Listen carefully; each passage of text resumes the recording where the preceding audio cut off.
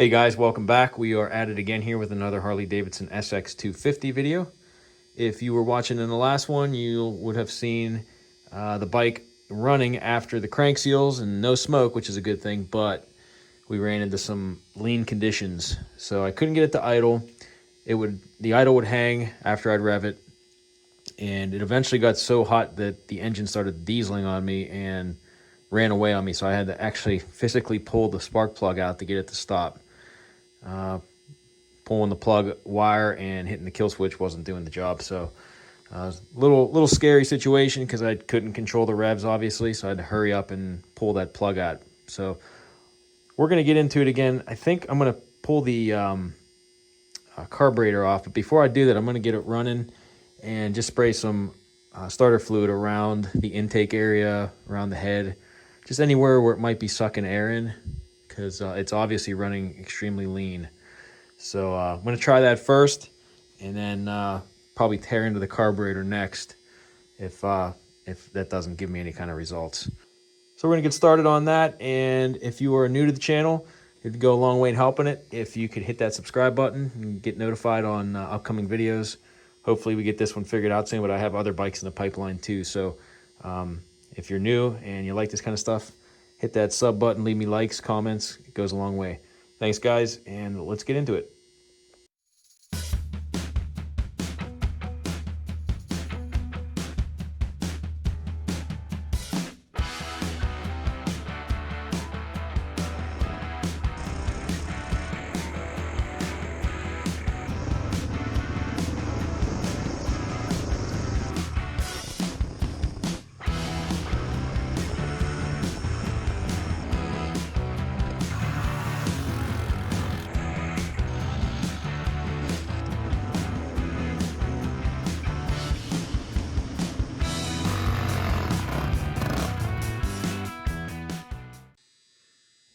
Well, I figured I'd save you some time and just jump ahead to what I found. So I did start the bike up again and sprayed some starter fluid all around the intake area, like the intake boot here, on the cap for the slide.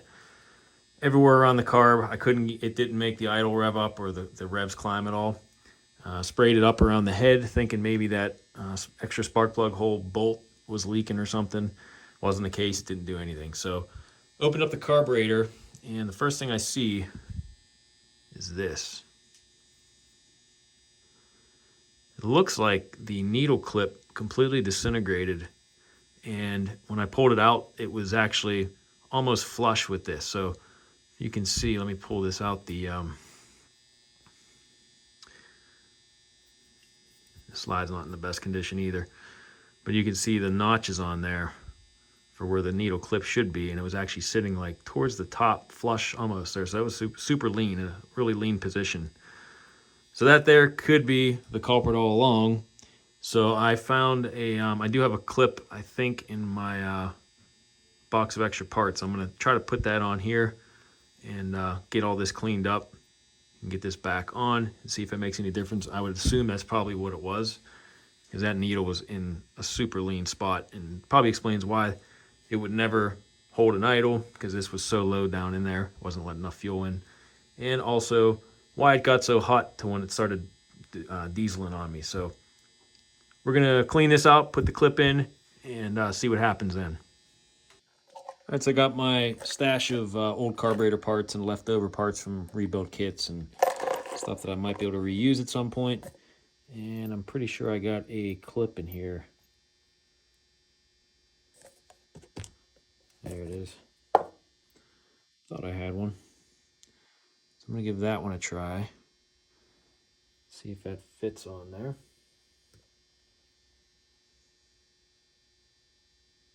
Yeah, it should work. Guess I'll put it right in the middle position. Start there. Oop.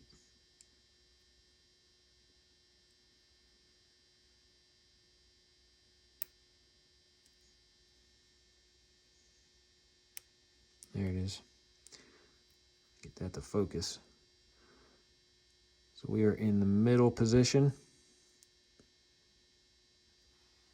Throw that back in here. I didn't clean this up yet, but kind of get an idea where it's going to sit. Yeah, so that's way higher than it was when I pulled it out of there. Yeah, I think we'll be good right there. So I'm going to clean this out, and we'll throw it back on the bike and see what happens.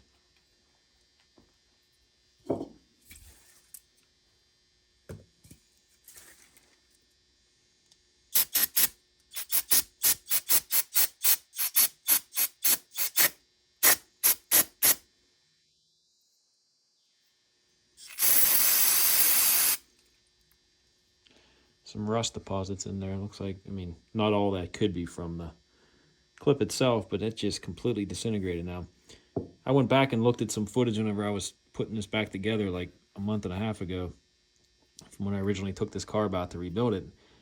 And that clip wasn't in the best shape, but it was still all there. So I don't know what would have changed. I don't know if once fuel hit it or something, or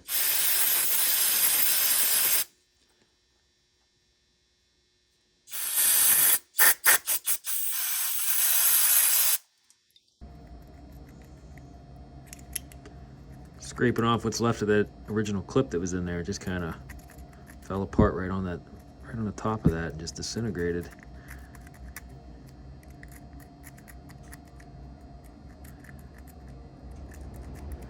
Which caused that needle to drop down. I really hope that was the problem. Because like I said, there was no air leaks on the outside. It wasn't not sucking air, at least from the outside.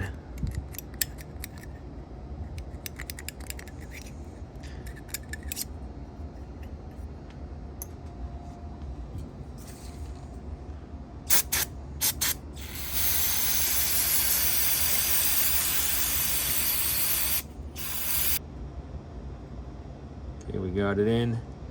It's seated nice. It's definitely in a richer spot than it was before, so let's get this back on the bike and see what happens.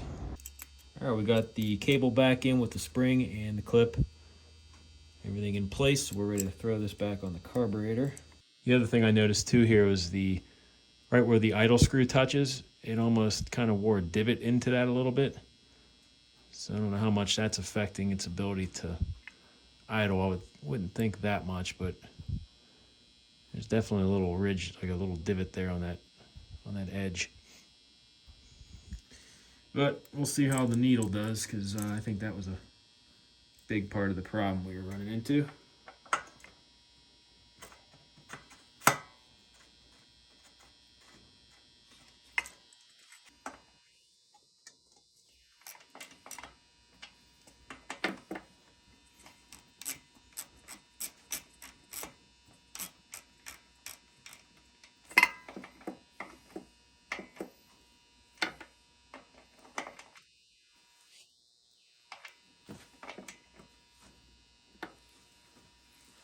All right, now I should be able to just kind of twist this back into position here. Make sure it's level.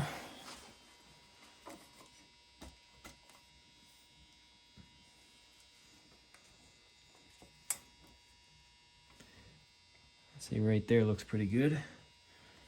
Get this stuff tightened back down.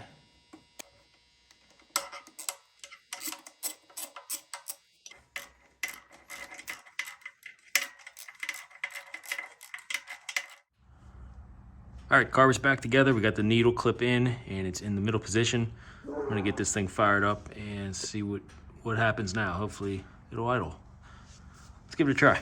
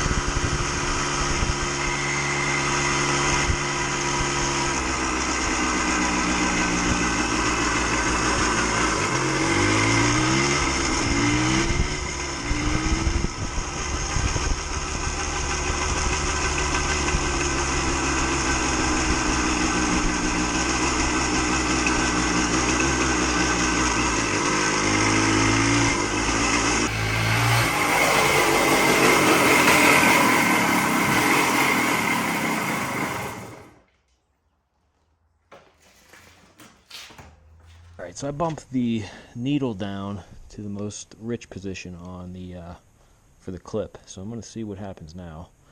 Still wouldn't idle, but it was running a lot better than it was before. So let's see what happens when we run it in the full rich position on the clip, at least for the needle. I'm just going to double check my air settings here. I had that out 2.5, I think. Started out at 1.5, and I just bumped it out another full turn. So I'm just going to start out at 1.5. There's 1.5. Let's see what happens.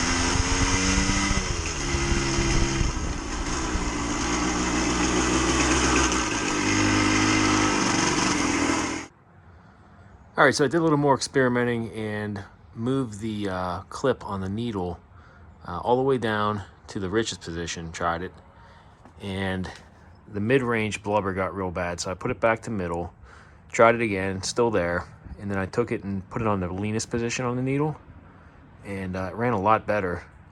I didn't get that part on video, but it looks like it's going to rain here, so I wanted to get a quick ride in, but that seemed to be a lot better. And I checked the plug, and the plug doesn't show that it's running lean. I think what's happening is the needle seat might be worn away, or the needle itself, to the point where it's running a little bit rich in that mid-range and blubbering out like that.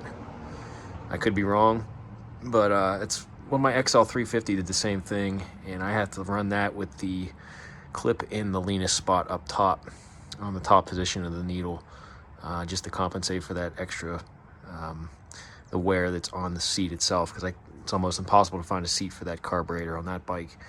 And it might be the same case with this, but I don't know. But either way, my friend is getting a new slide for this thing, and hopefully it'll take care of the idle, because it's got that divot worn into the slide itself, so the idle screw's not doing anything, as I showed you, and hopefully it'll take care of that part of it at least, and just be one step closer to getting a reliable running bike again.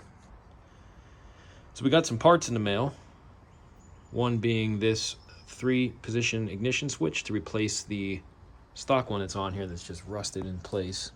Can't get it to go past the run position, so it's in the run position, but you can't put it in the run with the lights position, which is the 3rd click over. So we can't get any lights with this at the moment, but at least runs. So hopefully with this, I'll just have to match up the wires with all of the prongs on here, and there's numbers that coincide, and get those cleaned up a little bit, plugged in. Hopefully we'll get some lights. We also got new old stock slide. Check this out, the original box, dated May of '78. Brand new slide. So the idle screw is digging into the stock one that's on there now, and it's making it so this doesn't lift up. So hopefully this will solve that problem with the idle, but brand new, never used. And we also got just gonna hold on to that so that doesn't fall. New battery too, so I'm gonna plug this in. Probably make sure the charge is still on. I think my buddy said he charged it up, but I'm gonna just make sure it's still got 12 volts, and then I'll throw that in. And we'll try firing it up again, see if we got lights, see if it'll idle, see how it runs. So first thing I'll do is just take that slide out, replace it with the new one. Since I know it'll run already before I mess with anything electrical, figured I'd do that part first, and we'll go from there.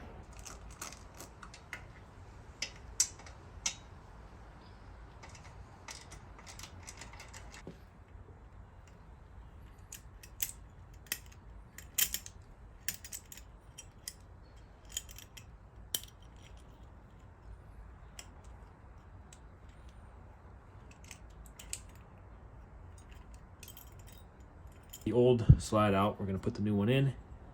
I'm probably going to leave the clip in the lean position on the top and see how it runs. We got our NOS slide ready to go. Still boggles my mind that you can get them in these boxes if they were on the shelf still. Crazy.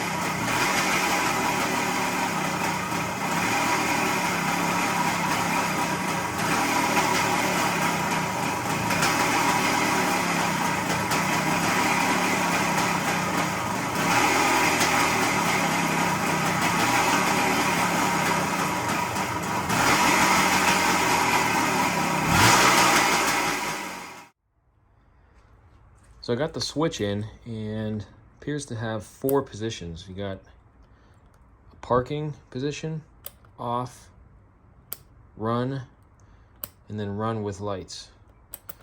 So I got the headlight to work and the brake light to work, and also the brake light with the when you hit the pedal itself. So let me throw this into the, that's running lights and on position.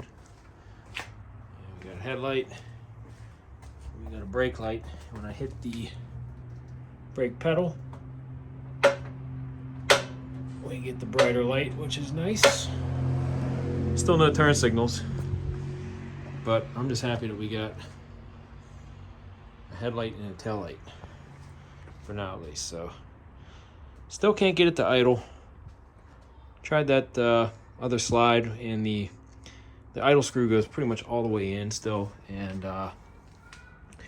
I'm beginning to think something is up with the carburetor. And we did put a rebuild kit in there, so I'm kind of stumped on that one, because never really had a bike give me that many problems with just getting it to idle.